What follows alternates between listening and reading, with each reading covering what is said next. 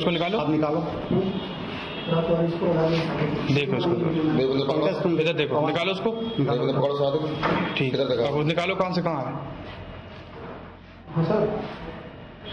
देखो ये सब बिल्कुल सही है सोचना सही है। दिखाना क्या है, ये देखो सज्जी है, ये सब डिवाइस है। ये वीडियो यूपी के प्रयागराज का है। लेखपाल भर्ती की परीक्षा चल रही थी। एसटीएफ की टीम परीक्षा दे रहे कैंडिडेट को एग्जाम हॉल से बाहर लेकर आती है। एसटीएफ की टीम इस कैंडिडेट के पास से एक ब्लूटूथ डिवाइस बरामद करती है, जिसकी मदद से बाहर बैठे लोग पेपर सॉल्व करने में इस कैंडिडेट की मदद कर रहे थे। डिवाइस एटीएम कार्ड के पीछे चिपकाया गया था और एक छोटा सा माइक्रोफोन कान में लगाया गया। बीते दिन यानी 31 जुलाई को यूपी एसटीएफ ने पूरे प्रदेश के अलग अलग शहरों में छापेमारी कर परीक्षा में धांधली की कोशिश में लगे सॉल्वर गैंग का भंडाफोड़ किया और 21 को गिरफ्तार किया। लेखपाल भर्ती परीक्षा की तैयारी करने वाले कैंडिडेट्स को पिछले 6 साल से इस दिन का इंतजार था। इससे पहले साल 2016 में लेखपाल की भर्ती हुई थी। इसके बाद हर साल हवा उड़ती कि अब आई भर्ती, तब आई भर्ती। साल की शुरुआत में भर्ती आ भी गई तो एग्जाम डेट आगे पीछे होती रही। लेखपाल भर्ती परीक्षा के लिए फॉर्म जनवरी 2022 में भरे गए। इसके बाद 19 जून को एग्जाम होना था, लेकिन फिर इसे खिसकाकर 24 जुलाई कर दिया गया। फिर तारीख और बार एक आगे बढ़ी और फाइनली 31 जुलाई को एग्जाम हुआ। इस परीक्षा के जरिए लेखपाल के खाली पड़े 8085 पदों पर भर्ती होनी है।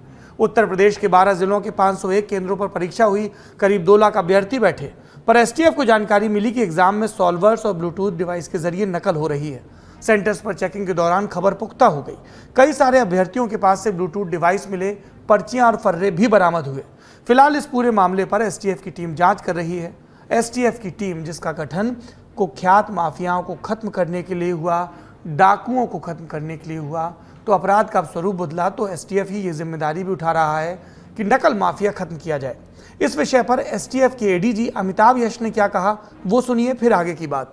लेखपाल, राजस्व लेखपाल की भर्ती हेतु 12 जनपदों में 501 केंद्रों पर परीक्षा का आयोजन हो रहा था।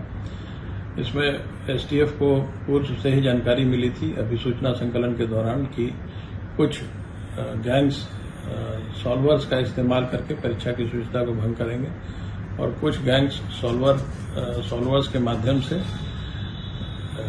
ब्लूटूथ डिवाइस आदि का इस्तेमाल करके अभ्यर्थियों को अनुचित नकल कराने का प्रयास करेंगे। इस प्रकार के गैंग्स की गिरफ्तारी हुई है।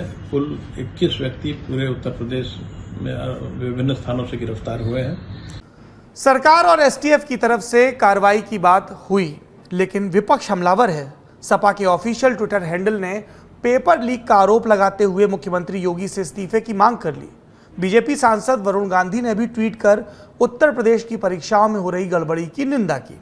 हालांकि परीक्षा कराने वाली उत्तर प्रदेश अधीनस्थ सेवा चयन आयोग, ये संस्था है यूपीएसएसएससी, इसके चेयरमैन प्रवीर कुमार ने पेपर लीक होने से इनकार किया। लल्लन टॉप से बात करते हुए उन्होंने कहा कि प्रयागराज के जिस स्कूल में चिट मिलने की बात सामने आई, डीएम की रिपोर्ट के बाद उनके खिलाफ कार्रवाई की जाएगी। पर यह पहली बार नहीं है जब उत्तर प्रदेश में भर्ती परीक्षा में गड़बड़ी या धांधली की शिकायत सामने आई हो। पिछले कुछ सालों में यूपी से लगातार इस तरह की खबरें आई। 2019 में यूपी पीएससी की एलटी ग्रेड परीक्षा 2018 का पेपर लीक हुआ। मार्च 2021 में यूपीएसएसएससी ने ग्रामीण विकास अधिकारी, ग्राम पंचायत अधिकारी की भर्ती के लिए आयोजित हुई परीक्षा को रद्द किया। 2018 में नलकूप चालक चयन परीक्षा का भी पेपर लीक हुआ। 2021 में टीईटी पेपर लीक हुआ। दरोगा भर्ती घोटाला भी एक बड़ा मुद्दा बना था।